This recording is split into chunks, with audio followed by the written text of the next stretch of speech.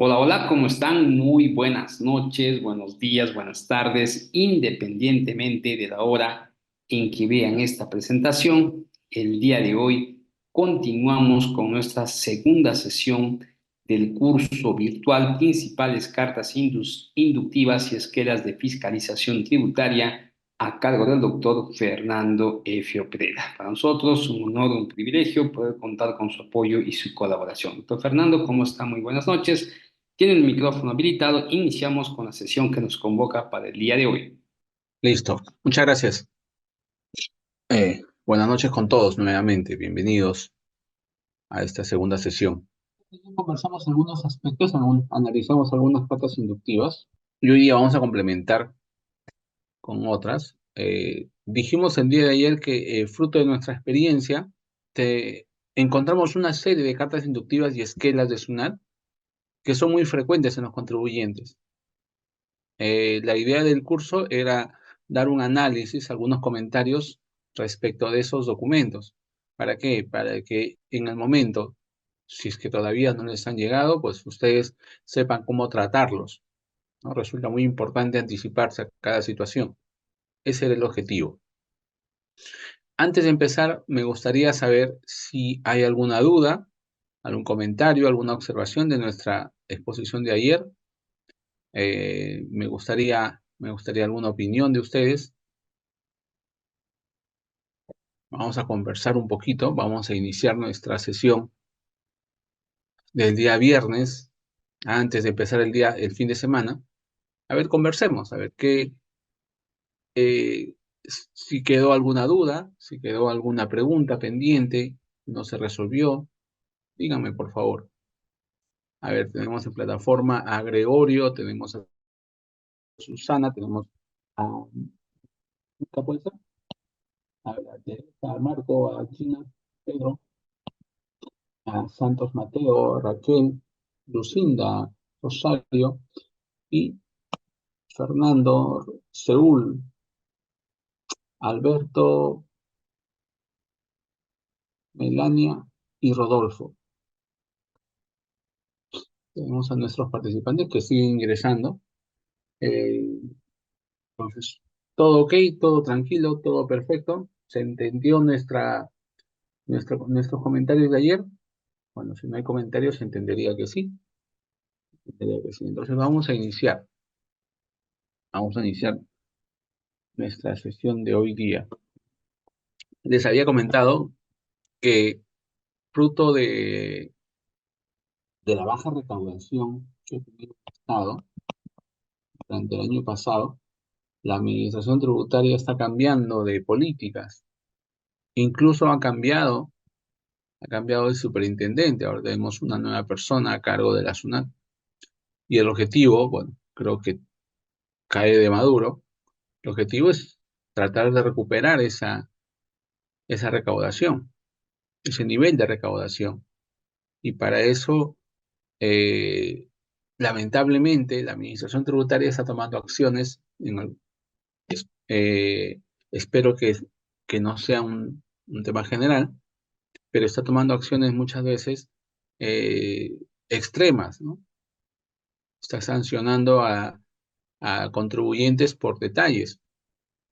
Recuerdo en alguna oportunidad, hace poco un contribuyente me decía que una nota de crédito de un recibo de servicios públicos y le puso el código normal, el código, si mal no recuerdo, es el código 7.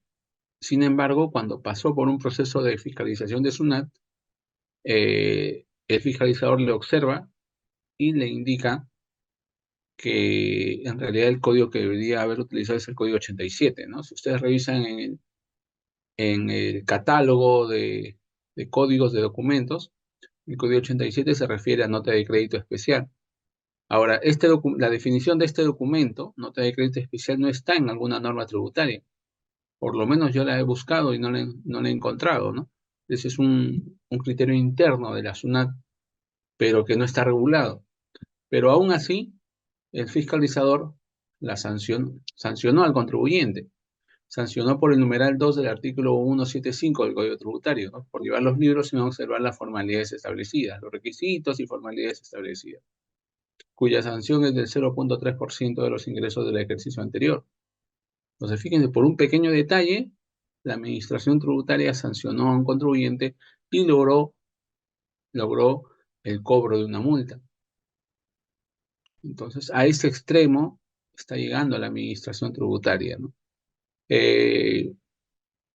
También les comentaba el día de ayer que otro procedimiento que está siguiendo con mucha frecuencia, y reitero, lamentablemente, está siguiendo esos procedimientos un poquito extremos, tiene que ver con el domicilio fiscal. O sea, uno ni siquiera puede imaginarse que esto ocurriría. Y es que cuando constituimos una persona jurídica, muchas veces no tenemos los fondos para alquilar alguna oficina, algún local, y nos agenciamos pues de la vivienda de algún familiar o de algún amigo quizás. Le decimos, oye, préstame pues tu domicilio fiscal, préstame un recibo de luz, de agua o teléfono para presentarlo a SUNAT y que ese domicilio califique como domicilio fiscal.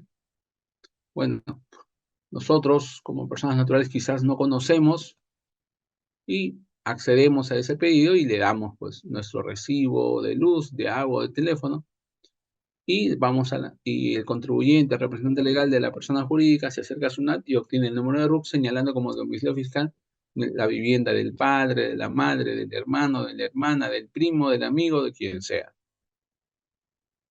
Hasta ahí todo perfecto. El asunto viene después, cuando la administración tributaria comienza a notificarle no solamente a la persona jurídica, sino también al propietario del inmueble. No hay ningún documento de por medio, ¿no? Salvo es un simple favor. En el caso de la empresa, la administración tributaria le notifica en el sentido de que le requiere información acerca de su domicilio fiscal. ¿Qué calidad tiene? Si tiene la calidad de arrendado, si tiene la calidad de propio o si tiene la calidad de cedido gratuitamente. Y lo mismo hace con el sujeto persona natural. Entonces, probablemente la persona jurídica va a responder que es una cesión gratuita. Y ahí se origina el problema, porque eso va a conllevar a que el propietario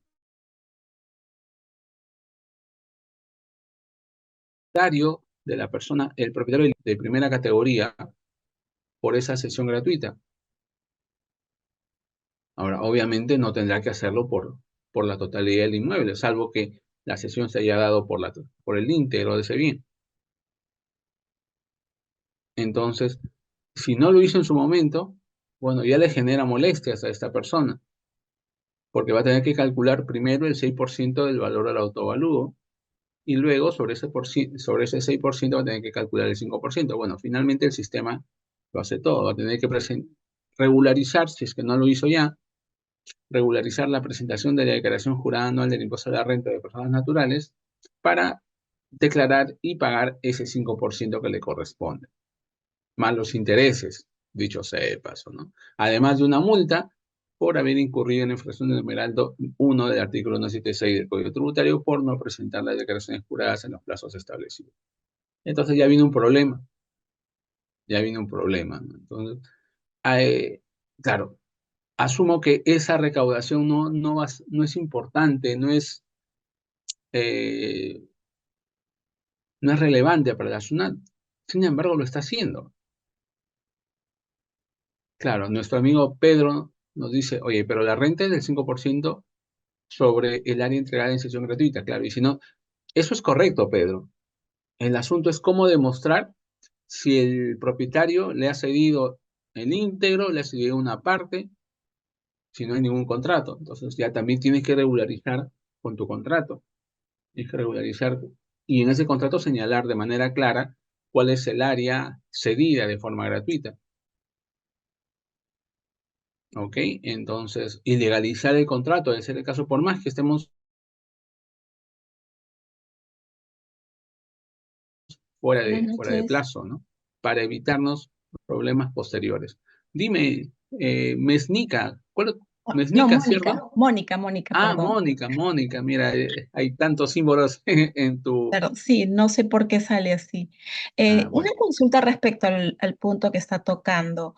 claro, Tengo un par de casos en las que hay un recibo por honorarios a una persona que tiene el cargo de representante legal y también recibos por honorarios a la misma persona por el uso del domicilio. ¿Eso sería como que un sustento en lugar de un contrato de alquiler? a ver, quiero entender la pregunta, por favor. Me dices que el propietario de un inmueble le está emitiendo recibos por honorarios, ¿cierto? O sea, está cumpliendo dos funciones una persona natural. ¿Ya? Para la persona jurídica, le emite dos recibos. Uno, porque tiene el cargo de representante legal de la empresa jurídica. No es accionista, es un tercero, ¿Ya? ¿no? Entonces le emite dos recibos. Uno por servicio de representación legal y el otro es por el uso del domicilio como domicilio fiscal de la empresa jurídica. O sea, ¿Eso sería suficiente sustento o es necesario que haya un contrato de alquiler? ok. Entonces, entiendo que son dos recibos de honorarios, ¿es correcto? Sí, dos. Ok. Entonces, en cuanto al primer documento que emite, que es por representación legal, según lo que te entiendo, bueno, eso puede calificar como una renta de cuarta categoría, pues. Tienes que sustentar adecuadamente, ¿no? Muchas veces, me extiendo un poquito aquí, muchas veces la administración tributaria siempre ha pensado que la representación legal no podría generar, siempre a criterio de SUNAT, debería generar renta de quinta categoría. Sin embargo, por ahí el Tribunal Fiscal, en algunas resoluciones que no son de observancia obligatoria, sí, pues ha permitido o ha interpretado que es posible, bajo ciertas circunstancias, que el representante legal genere rentas de cuarta categoría. Pero para ello tendrías que sustentar adecuadamente que no hay una relación laboral entre el representante legal y la persona jurídica.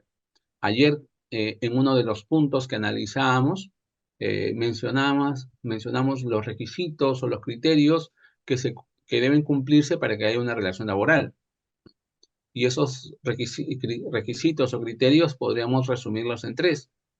Primero, un servicio personal, luego una remuneración y luego una dependencia.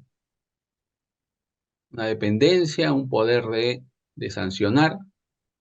Si se cumplieran con esos requisitos, bueno, no hay vuelta que darle, es una renta de quinta categoría, es un trabajo dependiente.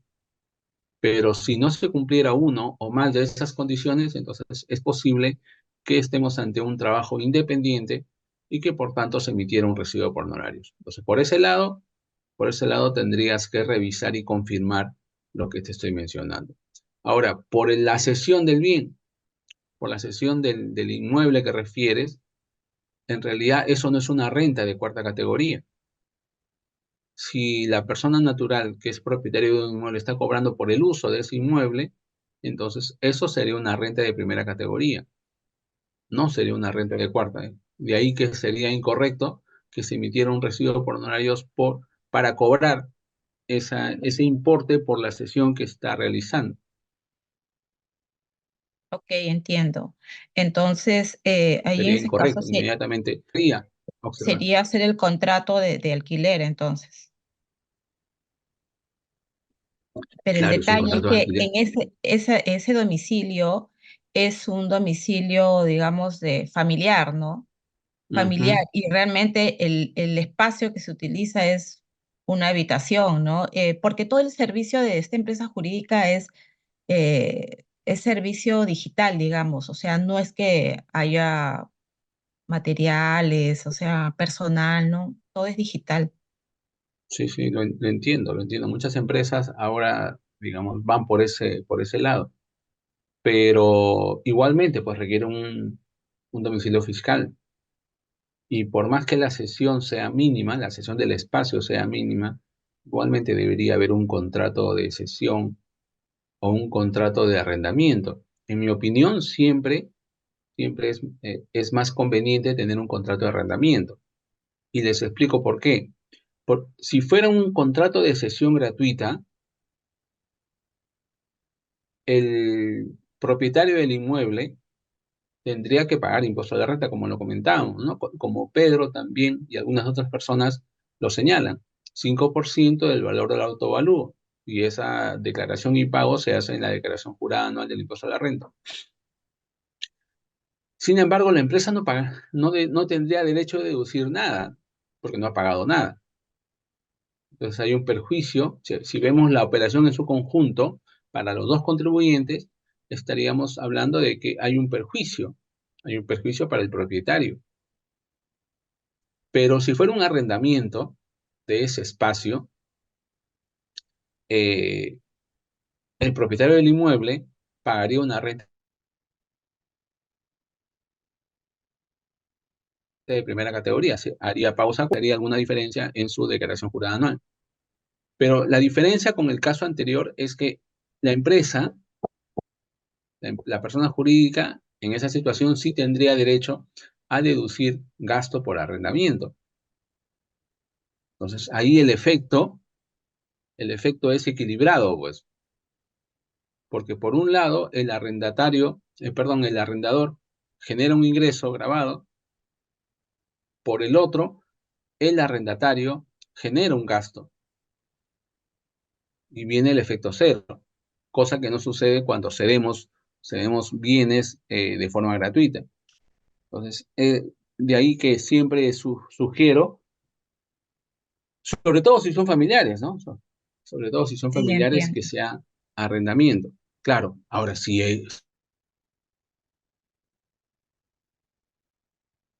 efectivamente tengo un familiar o una forma gratuita el inmueble y no me está cobrando nada por eso, bueno, ya creo que discutir el arrendamiento sería en vano. Obviamente, hago mi documento de sesión gratuito, lo legalizo y eso lo guardo, ¿no?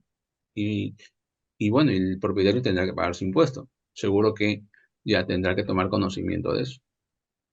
¿Ok? Pero Ok, gracias. siempre las rentas deben tributar de acuerdo a su naturaleza.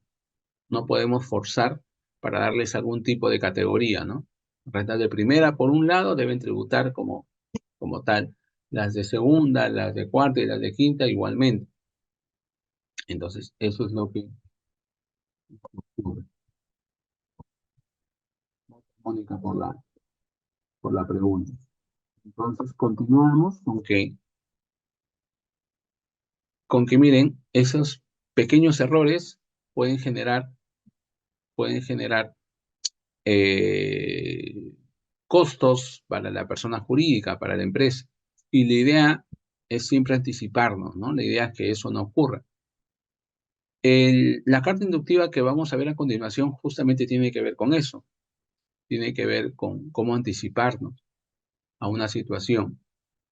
A ver, yo les planteo el siguiente escenario. Yo les planteo el caso de una empresa que se dedica a la actividad que ustedes consideren conveniente, ¿no? Y ahí voy a necesitar la participación de ustedes. Tenemos una empresa, la empresa A, cuyos ingresos son de 100, cuyos costos y gastos son 60, y cuya renta neta, la diferencia, vendría a ser 40. Nos olvidamos un momento del impuesto a la renta.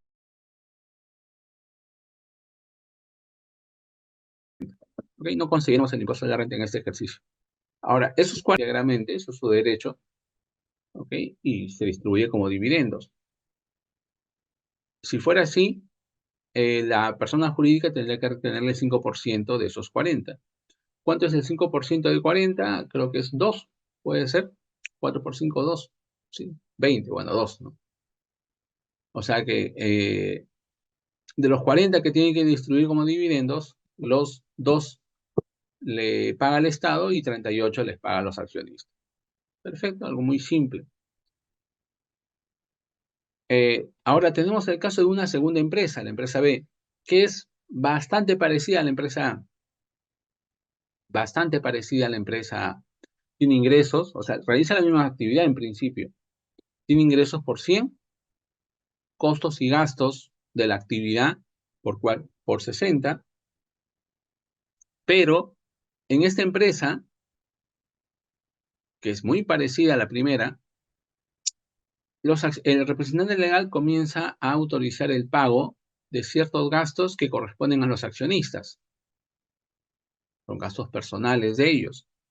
Y el importe total que la empresa ha asumido por estas personas durante el ejercicio 2023 es de 40. Entonces, cuando hacemos el estado de resultados, tenemos ingresos 100, costos y gastos vinculados con la actividad y que son perfectamente deducibles de 60, y tenemos 40 que son gastos que la empresa ha asumido, pero que no son deducibles, son gastos que pertenecen al accionista. Finalmente, el resultado del ejercicio va a ser 0, ¿no? 100 menos 60 menos 40 igual 0. Para este concepto, la empresa va a tener que adicionar y finalmente su renta neta será 40 y sobre ese monto calculará el impuesto a la renta, al igual que sucederá con la primera empresa. Pero quiero ir un poquito más allá. ¿Okay? Entonces dejo de lado por un momento el impuesto a la renta. Entonces, en el caso de esta segunda empresa, tendría 0 de monto por distribuir como dividendos. Con lo que el Estado no tendría posibilidad de recaudar los dos que sí le va a cobrar a la empresa A. La empresa A tiene una utilidad de 40, esa utilidad de 40 se distribuye y sobre esa utilidad de 40 se le retiene a los accionistas el 5%. Pero en la empresa B no sucede eso. En la empresa B,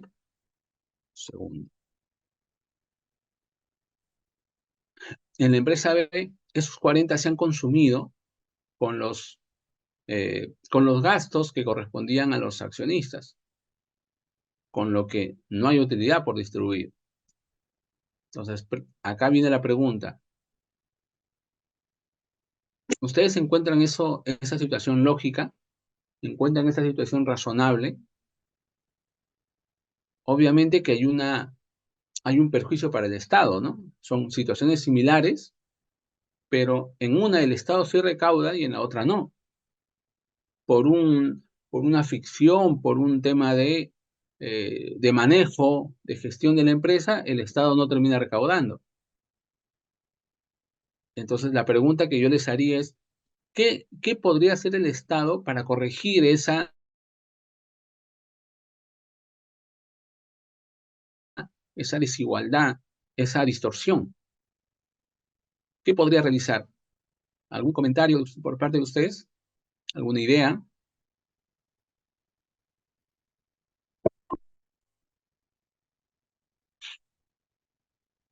¿Alguna idea, Mónica, Gregorio, Susana, Fernando? No sé quién está por ahí. No sé si me dejé entender. La empresa A tiene una utilidad de 40, la distribuye y el Estado recauda 2, 5% de 40, 2. Pero la empresa B, que inicialmente tenía esa utilidad, también la misma utilidad, pero ese dinero durante el ejercicio ha generado gastos que no son deducibles, pero que han beneficiado a los accionistas. No obstante, su utilidad va a ser 0, ¿no? Al margen que esos gastos no sean deducibles, finalmente su utilidad en libro va a ser 0 y el Estado no va a poder recaudar los dos que sí recauden la primera empresa. Entonces, ¿qué tendría que hacer el Estado para poder equilibrar un poco la situación y recaudar lo que efectivamente le corresponde? Justamente nuestro amigo Santos Mateo nos dice, el reparo genera dividendo presunto. Eso. Entonces, hace muchos años había empresas, personas jurídicas que hacían esto, ¿no? Y el Estado, al ver que con esas prácticas dejaba de recaudar por impuesto a los dividendos, introdujo el concepto de dividendos presuntos, que técnicamente el nombre es distribución indirecta de rentas. O sea, cuando ustedes escuchen el término distribución indirecta de rentas, nos estamos refiriendo al dividendo presunto. El nombre correcto que le da la ley de la ley de reglamento de la ley del impuesto a la renta es distribución indirecta de la renta, ¿no? Pero nosotros lo conocemos frecuentemente como dividendo presunto. Entonces, ¿cuál es el efecto? O sea, ¿cómo hace el Estado para recaudar en la segunda empresa los dos que debería tener?